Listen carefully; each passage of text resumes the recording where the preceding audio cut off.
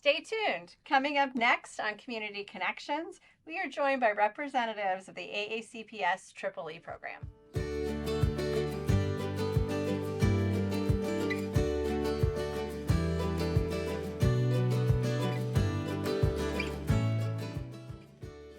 Greetings. I'm Shannon Pugh, the Director of Community and School-Based Programs, and I want to welcome you to this edition of Community Connections. Today, we are excited to be joined by AACPS's Triple E staff, and in this episode, we will be talking about the arts and humanities in our first segment and STEM in the second segment. So first of all, thank you for joining me today. Thank you for having us. Awesome. So we're going to start off by having you introduce yourselves and where do you teach and what did you do before joining Triple E? Would you like to start, Kelly? My name is Kelly Johnson, and I am the proud teacher at Rivera Beach Elementary School. I have been at Rivera Beach since 2003. I started there as the permanent sub, first grade teacher, second grade teacher, fourth grade teacher, and then I was blessed with the amazing opportunity to join the Triple E family. Awesome. Well, that was a lot of different things you did, but primarily at that school. Yes. All right. Farouk, how about you? Well, my name is Farouk Bootwala. I am a Triple E Arts and Humanities teacher at Glendale Elementary. I did Triple E at Seven Oaks Elementary and Pershing Hill Elementary prior to coming to Glendale. And I taught fifth grade in PG County right after I moved from Canada. Okay. Yeah, I got married and moved. I moved from Toronto. I came to the U.S. and I never looked back. I'm so excited to be here. Well, we're excited to have you here and both of you here to talk about our Triple E program here in Arundel County. So you mentioned that you both teach arts and humanities, so we know that Triple E has a different theme depending on the school. So what types of things do our students learn in arts and humanities in AACPS? Well, first, I'd like to start by letting you know that arts and humanities, I tell my students, is the study of how humans have told and continue to tell their stories through the arts. So, in arts and humanities, we can be storytellers with visual art, with drama, with music, and with dance. Absolutely. So our main purpose is to make sure our students can tell their story. We're always telling a story, but we never get an opportunity to tell our own story and to do it through drama or acting or music, visual arts, dance. We have students who may not be that excited about writing or reading, but absolutely they can tell a story through yoga or tell a story through acting with a different voice. And that's what we want. We want that inner child, or for us, our inner child, but that child to show off their skills. That's what we want, and their passion for learning. Oh, I love that connection to passion. So our students obviously have some great opportunities here. So how do the arts and humanities classes, so our Triple E classes, help students in other classes and even beyond the classroom? So I always tell my students about the 4 C's. 4 C's are very important to everything that we do. What are the 4 C's? The 4 C's are collaboration, communication, critical thinking, and creativity. And when you think about those 4 things, you use those things in everything that you do. In any job that you have, those 4 things are the expectation. And so what we do is we teach students how to use those things effectively and how to use those things working together as a team, understanding that we are a family when we come into our classroom. And then they can take those skills that they learn into their classroom so they can do more communication, more collaboration, and be creative. Right. There's a lot of opportunities for students to work on self skills, self coping skills as well in our classroom. So when they do go back to their classroom, they understand, okay, I'm not getting a certain instrument or a tool that I would like. What could I do? So we're learning those skills every day. It's not a one and done. So, and then the opportunity to like, hey, if you learn it in our classroom, could you go home and introduce this to your family? And it's never a test. It's just like, I've learned something. And we have students that are just so excited about sharing that learning with their families. And that's what we want as well. So what I'm hearing though is critical thinking, creativity, Yes. and then wanting to expand this into their own worlds. Can you give some other examples about how this might play out in a school? Does the whole school go in on arts and humanities? How might that look at our different schools? So I'm going to give you an example. My pre-K students. My pre-K students are used to picking up one crayon. Might be the purple crayon. They pick up the purple crayon and they color everything purple. In my classroom, I tell them that we want to add detail to our artwork. So, because they're four, I say you need at least four colors. And how does this transfer? When you think about being creative and using more than four colors, you'll do the same thing with your sentences when you're writing. You'll add more detail. If you can add more detail in your drawing, you can certainly add more detail in your writing. I also think about one of my students was he was having a pretty challenging day. Comes into the classroom and we do team building. And his challenge is to make the tallest tower. And as he's working, I'm encouraging him to be a risk taker. Now, we all know that when it comes to risk taking, sometimes we don't want to be the one to make the tower fall. We don't want to be the one to take the risk because we'll feel like the blame is all on us. Well, I walked around with the camera and I took a picture each step of the way so that if the tower fell, he was still the tallest, he was still successful. But I challenged him, take a risk, add more. What can we do to enhance this? And the smile on his face was priceless. And it sounds like that risk taking, though, could apply to all of their classes. And as our children learn that and are willing to put themselves out there. Yes. Do you have any examples of how the theme has impacted the school as a whole? Absolutely. We've had artists in residence come into our school. We've had assemblies. We've had workshops where students are now being exposed to something they've never been exposed to in their life. We've had a beatboxer come in. We've had a mime come in and teach the students about how to use their body to tell that story. It's like, oh wait, you can tell a story with your body? I'm like, absolutely you can do that. And there's no right or wrong. And that's the first thing we tell all our students. There's no right way of doing it or a wrong way. As long as you're passionate about what you're learning and you can provide evidence about what you're telling us is true, perhaps, absolutely. We love it. We want you to make mistakes.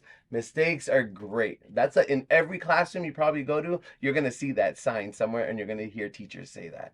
And just having that growth, we've had students walk down the hallway. I know we're always in a straight line. I see it, but we have some students giving me a little dance move as they're walking down the hallway. And that's what we want. We want school to be enjoyable for them. They're here for majority of their day and their parents are giving us that trust. Like, we want our students to love where they're going. And we see that in our students and we want that to continue happening. Wow, well, I'm excited, and I want to see some of this love in action. I know we're going to have that a little bit later of our kids with some of their passions, and you've kind of already mentioned it.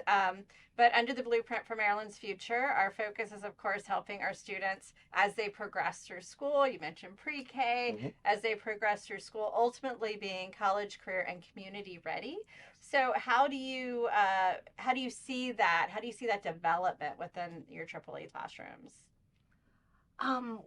One of the things I always tell my students is that we want to enhance their elementary experience. And that's what Triple E is all about. How do we make their experience in school even better? And I think about myself as a fourth grader in Brooklyn Park Elementary School, and how that was one of the pivotal moments for me where I almost failed. I almost failed fourth grade. And I think about the type of learner that I was and how that type of learning wasn't supported. And I look at where I am now and how I'm able to support students who maybe don't learn with paper and pencil, who learn by thinking outside the box, who learn by doing acting, who learn by getting up and just having fun with their learning. And I think about how if I had that teacher, how much better my experience would have been. And so that's what I want to provide. I want my students to be able to understand that, yes, we can learn the content, but we can learn it in a fun way. We can learn it in a different way that doesn't require me challenging your thinking with a ditto. That doesn't require me challenging your thinking with bubble answer sheets. And I think that's the thing that's really going to take our students to the next level and be ready for the career. I love all of that. How about you? What are you seeing in your classroom that really supports our students? Absolutely, with project-based learning, and now we've incorporated the success skills criteria, using the 4 C's of 21st century learning, we're assessing all the time with our students. It's not a one and done at the end. Okay, I'm going to teach you something, and then you're just going to do like an art activity at the end. We're building upon it every day, and then we're also connecting with the community outreach. Last year, I had an opportunity to work on a 5th grade unit for design spaces where students were looking at interior designing and creating 3D models.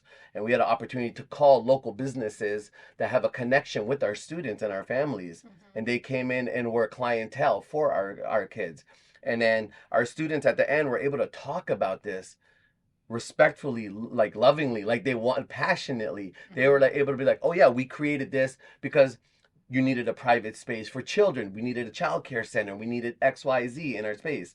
Dr. Bedell was able to come to our school last year, which was a blessing in disguise, because he's like, I haven't seen this in so long, and that passion is there with our students. And he was explaining about his history growing up and his career path growing. And he's like, project-based learning is the way we kind of want our students to go.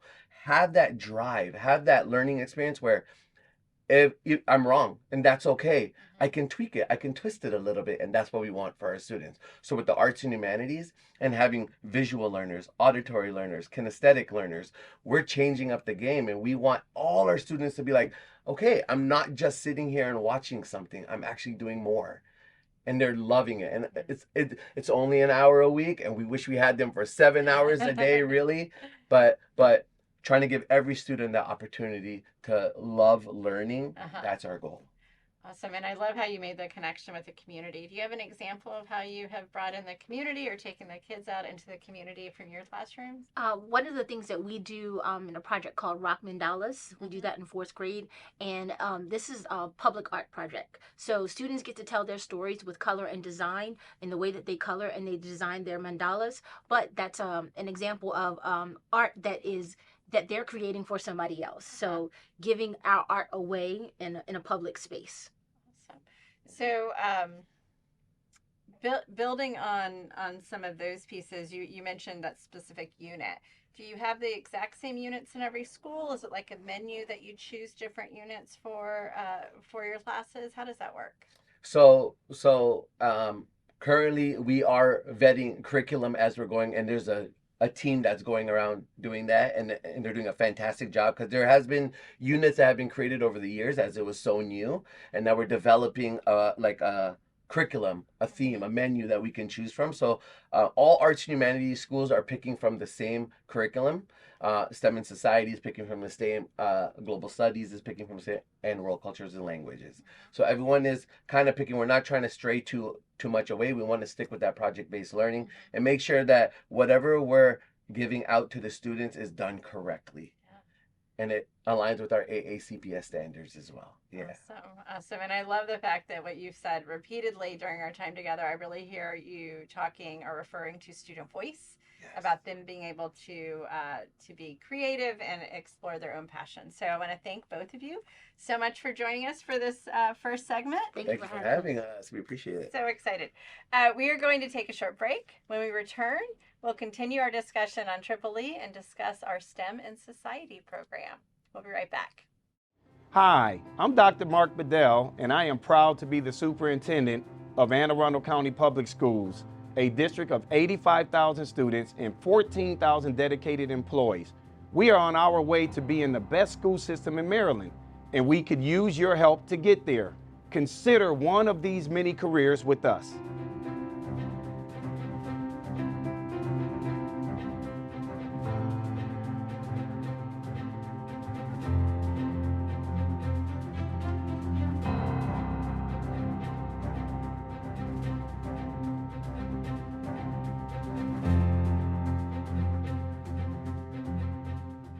So what are you waiting for? Apply today and help students like these be AACPS awesome! Welcome back. We're going to jump right into our Triple E program related to STEM. So joined by two new guests than the last segment. So let's go ahead and introduce yourselves and tell us a little bit about your journey and your background here in AACPS. Hi, I'm Eric Day, and I am a STEM teacher specialist with Triple E. My background is I've worked in Anne Arundel County Public Schools for 20 years now. I was a third and fourth grade teacher for about 8 years at Hilltop Elementary School. And I also was the Triple E teacher at Hilltop for 2 years and 1 year at Deal Elementary School. Okay, all right, thank you, Joshua. I'm Joshua Webster. I've been with the county for 27 years. I was taught second, third, and fifth grade, and then currently at Fort Smallwood as a Triple E STEM, and I think this is my 6th or 7th year. Okay. And I'm loving it. So. All right. We love it when we love our work, right? So we mentioned STEM, so STEM and society. So what types of things do our students learn when they're in a Triple E classroom that focuses on STEM and society? So they're reinforcing their science, technology, engineering, and math as they do things. And we put it in real world perspectives, trying to solve problems. So I brought a few along just to kind of show us. All right. My fourth graders are working on chair prototypes right now, or chairs for our clients. Uh-huh.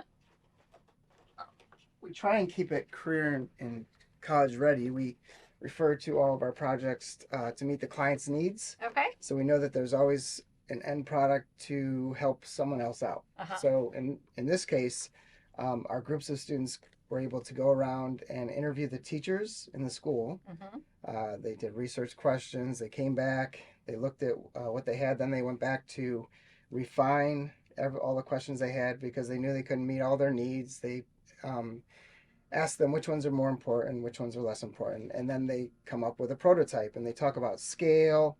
They have to talk about structure and function. Not everything has to work, so this chair has wheels on it, but they don't have to work. They just have to serve a purpose. Has cushions, so each one has a little different coffee holders. And what they find out is they'll build something, something won't work, Uh-huh. and they'll have to reiterate or iterate it. To come back with a different idea. They have to get approval from the teachers, so they're constantly going back and forth and working with the adults. They're trying to keep it within scale, so it has to be a certain size. So there's always that math element there.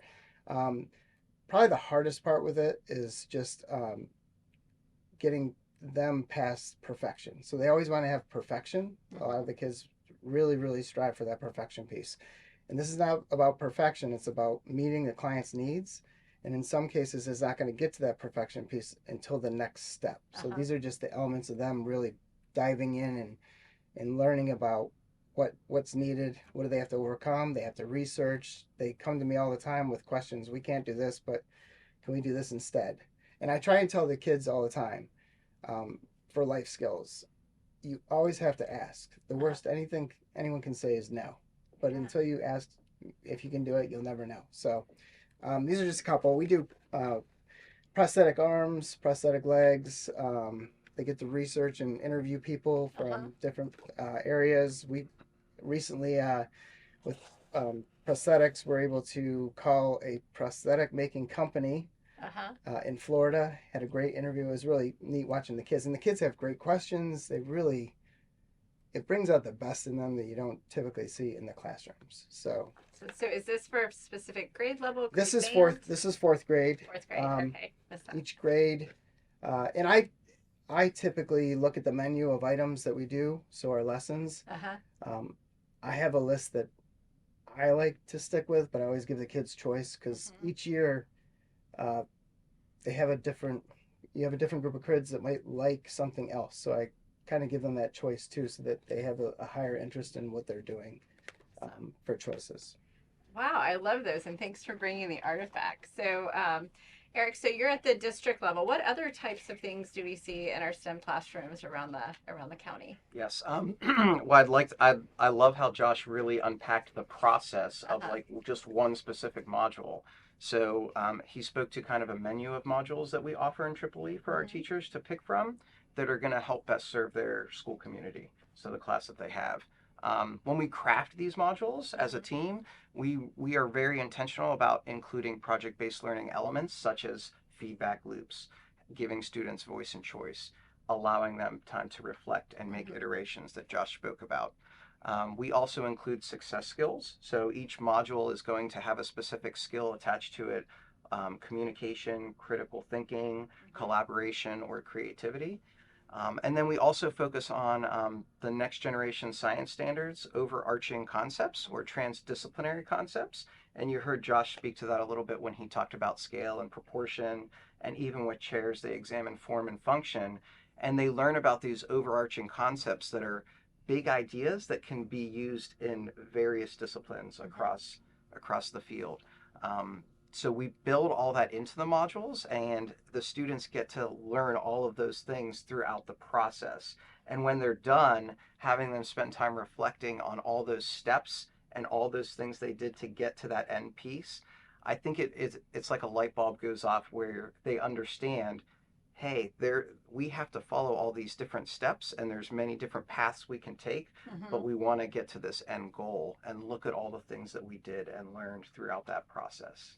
So when we hear about STEM, obviously science, technology, engineering, and math, but I also heard that communication component. So I know primarily background in high school, having to just coach students into how do you talk to adults? How do you actually ask questions about what you need? Can you talk through that process a little bit of how we develop that skill with our kids? So we typically sit in a whole group. We brainstorm a list of ideas or questions we think we might need. Then the kids will go back with their teams, and the teams change all the time. So each team they have might have totally different ideas for the task they're doing. But then they generate their own questions. We talk about them. We share them with each other to see if they're good questions or not. And then they can go ahead and either, whether it's a phone interview, an in-person interview, a guest interview, whatever it is, they have a good set of questions rather than just kids just asking anything. So these are well thought out, specific to the task that they have, or the topic that's being researched and worked on. So it really makes them think, is this a good question? Is this going to be helpful for me later on? Is it going to give me the information I need to do the task that we have at hand? I was going to say, off of what Josh said, it's also beneficial for the students to know we're bringing in experts to have these conversations with them. We're making that presentation of the product public, whether it's inviting stakeholders in the community or parents, but just kind of upping that ante for them and letting them know that, hey, you're not just going to be presenting to the students in your class, but you're going to have an audience that you have to present to. So you need to be ready. And to be ready, we have to do these things. We have to make sure the questions that we're asking are good questions and that we have those answers ready, and just practicing speaking and all those little pieces to get them to where they need to be. So we know that our teachers always, regardless of what classroom they're in, try to make those real world connections, those authentic experiences. But knowing that, what is still different about what students do in a STEM classroom than they typically do in other classrooms? So I would say there's a little more freedom as to, so if we took the prototype for the prosthetic hands, you might read an article about prosthetic hands and answer questions about it, and in a classroom probably somewhere in that realm. Whereas in our school, we have some students. One year we had a student in a wheelchair. One year we had a student that had a cast on. So they would research those or interview those students, asking them the specific questions that were specific to that task, and they can get a real, I guess, a real feeling for what is being asked of them, as opposed to just reading an article about it. So just reaching out and like you had said, being a professional, making them feel professional about what they're learning and why they're doing it. I think they have an elevated response to that. They actually put more effort into it. We talk a lot, even when we do training with our Triple E teachers, we talk a lot about the zones of comfort and making sure you're putting students in that risk zone. You have the danger zone, the risk zone, and the comfort zone. And we know through research that most learning takes place in that risk zone. So we want to put students in that place where we're pushing them a little bit out of their comfort zone. And the things Josh is talking about doesn't happen in the general classroom where they're interviewing experts or they're interviewing classmates or teachers. They're asking these questions, and that's kind of guiding their learning and where they're going to go next. And kind of like when we talked about, one group might go this way, one group might take this path based on the information that they find. So it's kind of putting them in those situations where they're going to need some stamina. They're going to need to take some risks, And when they see how all that has paid off when they're finished, it allows them to take more risks, to do more things. So I hear a lot of connections with college and career and community readiness, like we see under Blueprint. But do you want to make any additional connections to any pieces of those, of what our students are learning? Well, me personally, I think that it has a lifelong lasting opportunity, because the kids come back to me even in high school and middle school and say, "Hey, are you still doing this activity? I still have mine on my desk in my room." Some of the students in the younger grades are like a couple years down the road, "Oh, they're doing that. I still have mine hanging on the room in the wall or as a picture frame." So just knowing that it had that much of an effect on them where they kept it, because I know I have two sons. Most of the stuff does not get on the wall. It's gone. For them to come back and say, yeah, they put it that high up, that they had that much, they were that proud of that project and that activity that they wanted to keep it, means a lot to me. And I know that that's what we're trying to do, is we want them to be proud. We want them to push themselves. We want them to show ownership and really respect their learning. And when they do that, that really, I think, shows that element. Peace. Yeah. I would circle back around too to those success skills that we really are intentional about, excuse me, about putting into our modules.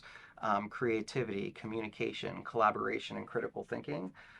We know that those are skills that they're going to need in real life, no matter what avenue they choose to go to after education.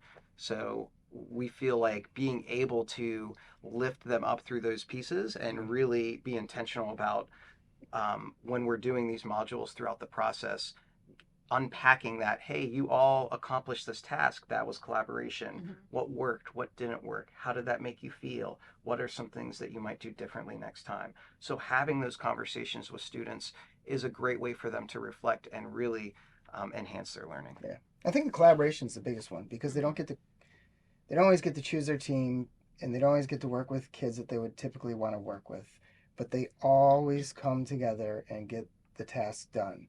And they learn to build those skills with people that they might not normally work around or work with. So I think that's a huge piece of it.